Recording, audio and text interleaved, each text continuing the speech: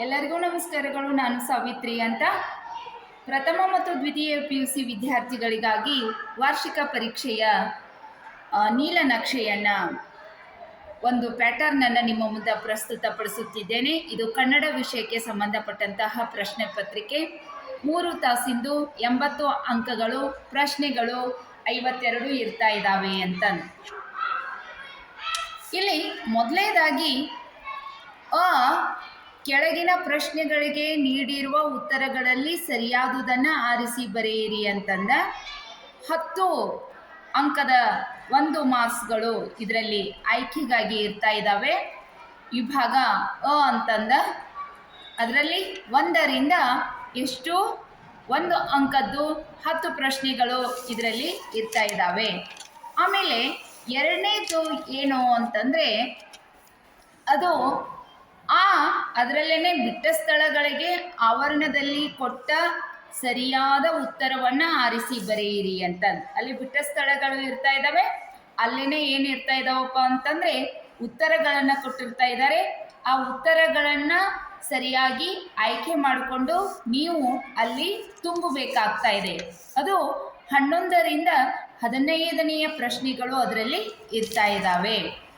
ಇದಾದ ಮೇಲೆ 16ನೆಯ ಪ್ರಶ್ನೆ 5 ಅಂಕಕ್ಕೆ ಇರ್ತಾ ಇದ್ದಾವೆ. 16 ಅದರಲ್ಲಿ ಹೊಂದಿಸಿ ಬರೆಯುವುದು ಅಂತ. ಹೊಂದಿಸಿ ಬರೆಯುವುದರಲ್ಲಿ ಒಂದು ಕಡೆ ಪದ್ಯಗಳು ಇರ್ತಾ ಇದ್ದಾವೆ. ಪದ್ಯವನ್ನು ಕೊಟ್ಟರೆ ಆ ಪದ್ಯವನ್ನು ಯಾರು ರಚನೆ ಮಾಡಿದ್ದಾರೆ, ಕೃತಿಕಾರರ ಹೆಸರುಗಳು ಇರ್ತಾ ಇದ್ದಾವೆ. ಅವುಗಳನ್ನು ನೀವು ಗಮನಿಸಿ ಅಲ್ಲಿ ನೀವು ಬರಿಬೇಕಾಗ್ತಾ ಇದೆ.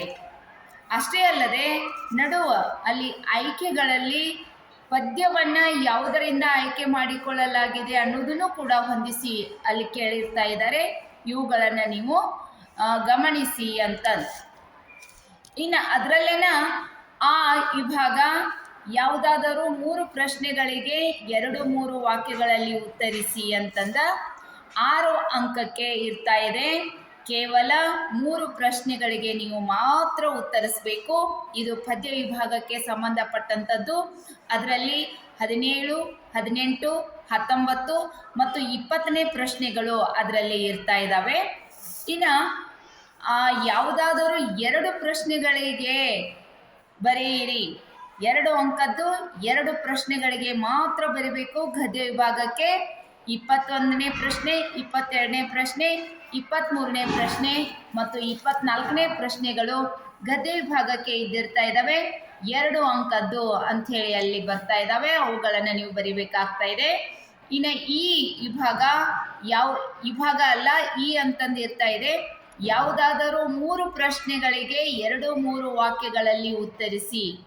ಪ್ರಥಮ PUCಗೆ ನಾಟಕ ಇರ್ತಾ ಇದೆ ಬೋಳೆಶಂಕರ. ದ್ವಿತೀಯ PUCಗೆ ದೀರ್ಘ ಗದ್ಯ ಇರ್ತಾ ಇದೆ. ಅಲ್ಲಿ ನೀವು ಏನು ಮಾಡಬೇಕಾಗ್ತಾ ಇದೆ, 3 ಪ್ರಶ್ನೆಗಳಿಗೆ 2-3 ವಾಕ್ಯಗಳಲ್ಲಿ ಬರಿಬೇಕಾಗ್ತಾ ಇದೆ. ಈ 3 ಪ್ರಶ್ನೆಗಳಿಗೆ 2 ಅಂಕ, ಟೋಟಲ್ 6 ಅಂಕಗಳು. ಅದರಲ್ಲಿ 25, 26, 27, 28 ಅಂತಂದಿರ್ತಾ ಇದ್ದಾವೆ. ಇನ್ನು ಈ ವಿಭಾಗ ಅದರಲ್ಲಿ ಯಾವುದಾದರೂ 2 ವಾಕ್ಯಗಳಿಗೆ ಸಂದರ್ಭ ಸೂಚಿಸಿ ಅಂತ ಈ ವಿಭಾಗ ಕೊಟ್ಟು 29, 30, 31 ಪದ್ಯ ವಿಭಾಗದ ಸಂದರ್ಭದೊಡನೆ ಸ್ಪಷ್ಟೀಕರಣ 2 ಮಾತ್ರ ಬರಿಬೇಕು. 2ಕ್ಕೆ ಒಂದೊಂದು ಪ್ರಶ್ನೆಗೆ 3 ಅಂಕಗಳು. 2 ಬರೆದ್ರೆ 6 ಅಂಕಗಳು ಅಲ್ಲಿ ಸಿಗ್ತಾ ಇದ್ದಾವೆ. 29, 30, 31 ಇದು ಪದ್ಯ ವಿಭಾಗಕ್ಕೆ. ಅದರಲ್ಲೇನ ಯಾವುದಾದರೂ 1 ವಾಕ್ಯದ ಸಂದರ್ಭ ಸೂಚಿಸಿ ಸ್ವಾರಸ್ಯವನ್ನು ಬರೆಯಿರಿ. ಇದು ಗದ್ಯ ವಿಭಾಗಕ್ಕೆ ಇರ್ತಾ ಇದೆ. 3 ಅಂಕದ ಪ್ರಶ್ನೆಗಳು. ಕೇವಲ 1ನ್ನು ಮಾತ್ರ ನೀವು ಬರಿಬೇಕಾಗ್ತಾ ಇದೆ. ಅಲ್ಲಿ ನಿಮಗೆ 32, 33 ಮತ್ತು 34ನೇ ಪ್ರಶ್ನೆಗಳು ಅಲ್ಲಿ ಇರ್ತಾ ಇದ್ದಾವೆ. ಅದಕ್ಕೆ ನೀವು ಕೇವಲ 1ನ್ನು ಮಾತ್ರ ಗದ್ಯ ವಿಭಾಗಕ್ಕೆ ಬರಿಬೇಕಾಗ್ತಾ ಇದೆ ವಿದ್ಯಾರ್ಥಿಗಳೇ. ಅದರಲ್ಲಿ ಯಾವುದಾದರೂ 1 ವಾಕ್ಯದ ಸಂದರ್ಭದೊಡನೆ ಸೂಚಿಸಿ ಅಂತ 35 ಮತ್ತು 36 ನೋಡಿ. ಅಲ್ಲಿ ಗದ್ಯ ವಿಭಾಗದಲ್ಲಿ ಎಷ್ಟು ಕೊಟ್ಟಿರ್ತಾರೆ, 1 ಬರಿಬೇಕು ಗದ್ಯ ವಿಭಾಗದಲ್ಲಿ.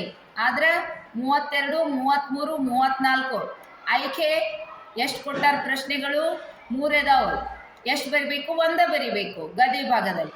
ಆದ್ರೆ ಇಲ್ಲಿ ದೀರ್ಘ ಗದ್ಯ ಆಗಿರ್ಬೋದು, ನಾಟಕ ಆಗಿರ್ಬೋದು, ಎರಡು ಕೊಡ್ತಾರ, ಕೇವಲ ಒಂದನ್ನು ಮಾತ್ರ ಬರಿಬೇಕು. 35 ಮತ್ತು 36ನೇ ಪ್ರಶ್ನೆ 3 ಅಂಕದ ಮಾತ್ರ ಸಂದರ್ಭದೊಡನೆ ಸ್ಪಷ್ಟೀಕರಣ ನೆನ್ಪಿಟ್ಕೊಳ್ಳಿ. ಇನ್ನು ಈ ಭಾಗ ಅದರಲ್ಲಿ ಯಾವುದಾದರೂ 2 ಪ್ರಶ್ನೆಗಳಿಗೆ 5-6 ವಾಕ್ಯಗಳಲ್ಲಿ ಉತ್ತರಿಸಿ. ಒಂದೊಂದು ಪ್ರಶ್ನೆಗೆ 4 ಅಂಕಗಳು. ಅದರಲ್ಲಿ 37, 38, 39ನೇ ಪ್ರಶ್ನೆಗಳು ಮತ್ತು 40ರಲ್ಲಿ ಏನು ಮಾಡ್ತಾರಪ್ಪ ಅಂತಂದರೆ, ಎಲ್ಲ ಪ್ರಶ್ನೆ ಪತ್ರಿಕೆಗಳಲ್ಲಿ 40ನೇ ಪ್ರಶ್ನೆ ಏನಿರ್ತಾ ಇದೆ, ಒಂದು ಏನು ಇದ್ದಾರೆ, ಒಂದು ವಚನ ಅಥವಾ ಒಂದು ಪದ್ಯದ ಒಂದು ಸಾಲುಗಳನ್ನು ಅಲ್ಲಿ ಕೊಟ್ಟಿರ್ತಾ ಇದ್ದಾರೆ. ಆ ಸಾಲುಗಳಲ್ಲಿ ಏನು ಮಾಡ್ತಾ ಇದ್ದಾರಪ್ಪ ಅಂತಂದರೆ, ಆ 40ನೆಯ ಪ್ರಶ್ನೆಗಳಿಗೆ 4 ಅಂಕಕ್ಕೆ 4 ಪ್ರಶ್ನೆಗಳನ್ನು ತೆಗಿತಾ ಇದ್ದಾರೆ. ಆ ಒಂದು ಪದ್ಯವನ್ನು ನೀವು ಓದಿ ಬರಿಬೇಕಾಗ್ತಾ ಇದೆ. 1 ಅಂಕ ಮತ್ತು ಇನ್ನೊಂದು 1 ಅಂಕದ್ದು 2 ಇರ್ತವೆ. 2 ಅಂಕದ್ದು 2 ಪ್ರಶ್ನೆ, ಅಂದರೆ 2 ಅಂಕಕ್ಕೆ 1 ಪ್ರಶ್ನೆಯಲ್ಲಿ ಇರ್ತದೆ. ಟೋಟಲಿ 4 ಅಂಕ ಪ್ರಶ್ನೆಗಳು ಅಲ್ಲಿ ಬರ್ತಾ ಇದ್ದಾವೆ. ಈ ರೀತಿಯಾಗಿ ವಿದ್ಯಾರ್ಥಿಗಳಿಗೆ ಗಮನಿಸಿ. 40ನೇ ಪ್ರಶ್ನೆ ಪದ್ಯ ಇದ್ದಿರ್ತದ. ಆ ಪದ್ಯವನ್ನು ಓದಿ ಅದರಲ್ಲೇನ ಆನ್ಸರ್ ಕೆಳಗಡೆ, ಆ ಪದ್ಯದೊಳಗನ ಆನ್ಸರ್ ಇದ್ದಿರ್ತದ, ಉತ್ತರ ಇದ್ದಿರ್ತದ. ಕೆಳಗಡೆ ಪ್ರಶ್ನೆಗಳನ್ನು ಓದಿ ನೀವು ಅದನ್ನು ಗುರುತಿಸ್ಬೇಕಾಗ್ತಾ ಇದೆ. ಇದು ಎಷ್ಟನೇದಪ್ಪ ಅಂತಂದರೆ 40ನೇದು. ಅದರಲ್ಲಿ ಆ ಮತ್ತು ಈ ಅಂತ ಹೇಳಿಕೊಟ್ಟಿರ್ತಾ ಇದ್ದಾರೆ. ಅವುದನ್ನು ನೀವು ಗಮನಿಸಬೇಕಾಗ್ತಾ ಇದೆ. ಇನ್ನು ಅದರಲ್ಲಿ ಯಾವುದಾದರೂ ಒಂದು ಪ್ರಶ್ನೆಗಳಿಗೆ 5-6 ವಾಕ್ಯಗಳಲ್ಲಿ ಉತ್ತರಿಸಿ ಅಂತಂದು. ಇದಕ್ಕೆ 5-6 ವಾಕ್ಯಗಳಲ್ಲಿ ಉತ್ತರಿಸಿ ಅಂತಂದರೆ 4 ಅಂಕದ ಪ್ರಶ್ನೆ ಇರ್ತಾ ಇದೆ. ಅದರಲ್ಲಿ ಕೇವಲ ಒಂದನ್ನು ಮಾತ್ರ ನೀವು ಬರಿಬೇಕಾಗ್ತಾ ಇದೆ. 41, 42ನೇ ಪ್ರಶ್ನೆ ಇದು ಗದ್ಯ ವಿಭಾಗಕ್ಕೆ ಇರ್ತಾ ಇದೆ.